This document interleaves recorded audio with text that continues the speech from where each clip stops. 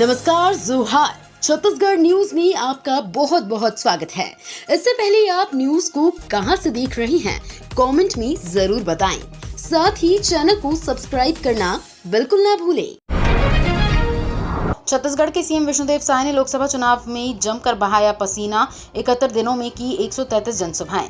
छत्तीसगढ़ के मुख्यमंत्री विष्णुदेव साय ने 16 मार्च को लगी आचार संहिता के बाद पूरे लोकसभा चुनाव के दौरान 71 दिनों में 133 सभाओं को संबोधित किया है। इस दौरान वे ओडिशा, मध्य प्रदेश, झारखंड में भी चुनाव प्रचार अभियान में शामिल हुए और कुल 33 जनसभा एवं रोड शो को संबोधित किया। 20 मार्च 2024 को दंतेवाड़ा में मां दंतेश्वरी के दर्शन पूजन के बाद साय ने अपने चुनावी अभियान का शुभारंभ किया। गत 20 मार्च से 29 मई तक छत्तीसगढ़ में 64 जनसभाएं मुख्यमंत्री ने ली है। छत्तीसगढ़ की 11 सीटों में बीजेपी विष्णुदेव साय का दावा। देश के लोकसभा चुनाव के अंतर्गत अंतिम चरण का मतदान संपन्न हुआ। कुल 7 चरणों में हुए चुनावों में देश के 542 लोकसभा सीटों पर वोट डाले गए हैं, जिसके नतीजे आगामी 4 जून को आएंगे। मुख्यमंत्री विष्णुदेव साय ने पत्रकारों संग चर्चा करते हुए छत्तीसगढ़ की सभा 11 सीटें जीतने और फिर एक बार मोदी सरकार, मोदी गवर्नमेंट बनने का दावा किया है। सीएम साय 400 पार के लक्ष्य को अचीव करने के प्रति पूरी तरह से आश्वस्त हैं। छत्तीसगढ़ कैबिनेट हुआ हाईटेक। 2 दिन में आईआईएम सिखाएगा सरकार चलाने का मोदी शाह फॉर्मूला। छत्तीसगढ़ की विष्णुदेव साय सरकार की नवा रायपुर स्थित आईआईएम में मैनेजमेंट के गुण सीखने की क्लास लगी। उन्होंने कहा, प्रधानमंत्री मोदी स्केल, स्पीड और इनोवेशन पर जोर देते हैं। स्केल यानी काम के दायरे को बढ़ाना, स्पीड यानी कि गति के साथ समय सीमा में कामों को पूरा करना और इनोवेशन यानी हर काम को करने के नए तरीके ईजाद करना, टेक्नोलॉजी को जोड़ना और जनता के सामने नई सुविधाएं लाना जिससे उनका जीवन आसान हो। छत्तीसगढ़ में कांग्रेस को क्लीन स्वीप कर सकती है भाजपा। देश भर में 7वें चरण के मतदान के बाद तमाम संस्थानों ने एग्जिट पोल जारी कर रहे हैं। देश में जहां एनडीए गठबंधन की सरकार पर एग्जिट पोल के आंकड़े मुहर लगाते दिखाई दे रहे हैं, वहीं छत्तीसगढ़ में भी चौंकाने वाले सर्वे सामने आए हैं। इंडिया टुडे के एक्सिस माई सर्वे के एग्जिट पोल वाले आंकड़ों के मुताबिक भारतीय जनता पार्टी के झोली में छत्तीसगढ़ की सभी 11 सीटें आ रही हैं, या यूं कहें छत्तीसगढ़ में भाजपा कांग्रेस को क्लीन स्वीप कर सकती है। बिजली बिल को लेकर पूर्व सीएम बघेल का भाजपा पर निशाना। छत्तीसगढ़ के पूर्व मुख्यमंत्री भूपेश बघेल ने एक बार फिर भारतीय जनता पार्टी की सरकार पर जमकर निशाना साधा है। पूर्व मुख्यमंत्री भूपेश बघेल ने इस बार बिजली कटौती को लेकर बीजेपी सरकार को घेरने का काम किया है। पूर्व मुख्यमंत्री भूपेश बघेल ने बिजली कटौती मामले को लेकर अपने सोशल मीडिया हैंडल एक्स पर बिजली हाफ करने और बिल बढ़ाने का आरोप लगाया है। छत्तीसगढ़ में कांग्रेस पार्टी एक बार फिर बिजली समस्याओं को लेकर मौजूदा भाजपा सरकार को घेरने का काम कर रही है। गर्मी से बचने मतगणना स्थल में पहली बार लगेंगे एसी।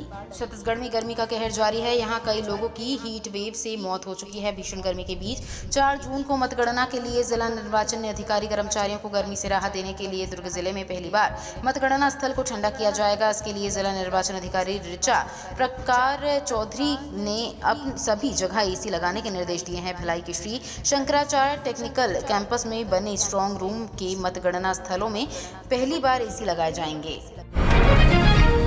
छत्तीसगढ़ में 1000 लोग लू की चपेट में एक सप्ताह के अंदर 7 लोगों की मौत। छत्तीसगढ़ के में इस वर्ष नौतपा अपना रौद्र रूप दिखा रहा है। पिछले एक सप्ताह से झुलसाने वाली गर्मी के कारण अब तक अलग अलग जिलों में 7 लोगों की जानें जा चुकी हैं। बलौदाबाजार के भैंसा में एक मनरेगा मजदूर ने दम तोड़ दिया। वो काम करके लौटा था, अस्पताल में उपचार के दौरान उसकी मौत हो गई। वहीं दूसरी ओर अस्पतालों में मरीजों की भीड़ बढ़ गई है। स्कूलों के समर कैंप स्थगित कर दिए गए हैं। छत्तीसगढ़ में अंधविश्वास की आग में जल रही जिंदगी। छत्तीसगढ़ में टोनही प्रताड़ना अधिनियम 2005 लागू है। इसके बावजूद अंधविश्वास की आग में लोगों की जिंदगी स्वाहा हो रही है। अंधविश्वास में लोगों को प्रताड़ित किए जाने, बलि देने, आंख फोड़ने, बच्चों को 2 गुने गांव से बाहर निकालने जैसी घटनाएं थम नहीं रही हैं। कानून बनने के 19 वर्षों के बाद भी लोग इसे मानने को तैयार नहीं हो रहे हैं। अधिनियम के प्रावधान केवल पुस्तकों तक ही सीमित होकर रह गए हैं। छत्तीसगढ़ में विगत 5 वर्षों में पुलिस थाने तक 54 मामले पहुंचे हैं। छत्तीसगढ़ में इलेक्ट्रिक व्हीकल खरीदने वाले 35,000 लोगों को मिलेगी 30 करोड़ की सब्सिडी।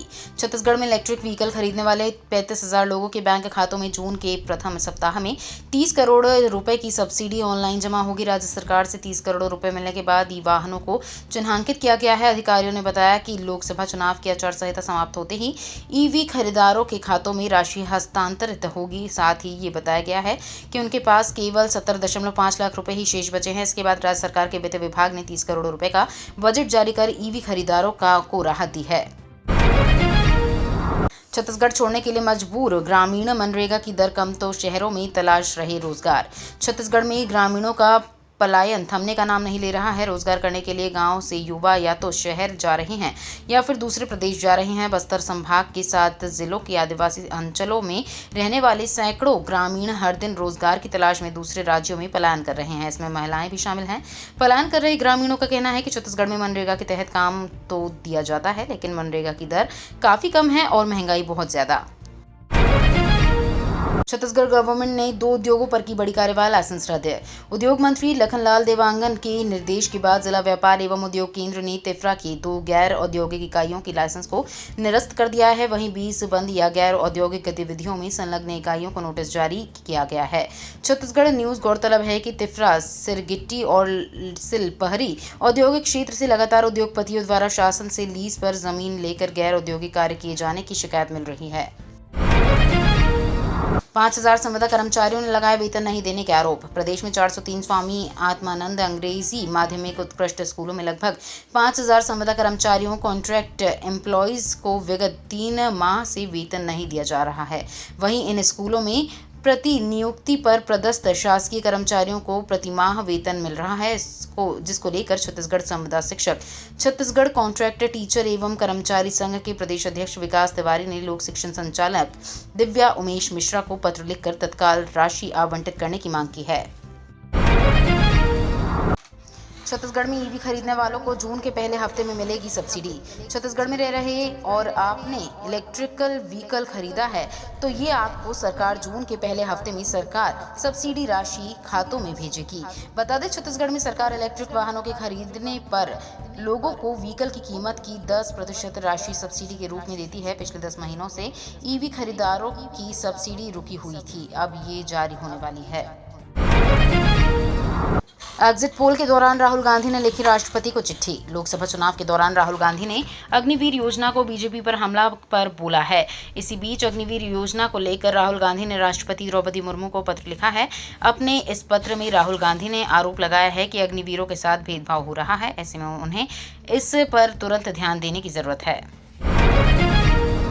दिनेश कार्तिक ने की क्रिकेट से संन्यास की घोषणा। पोस्ट के जरिए कोच फैंस को दिया धन्यवाद। टीम इंडिया के दिग्गज विकेट कीपर बल्लेबाज दिनेश कार्तिक ने अंतर्राष्ट्रीय क्रिकेट से संन्यास की घोषणा की है। शनिवार को अनुभवी खिलाड़ी ने सोशल मीडिया के जरिए इसका ऐलान किया। उन्होंने भावुक पोस्ट के जरिए फैंस और कोच को धन्यवाद दिया। ये तो थी आज की बड़ी खबरें। अगर आपको न्यूज पसंद आई हो तो वीडियो को लाइक और शेयर करना बिल्कुल ना भूलें। धन्यवाद।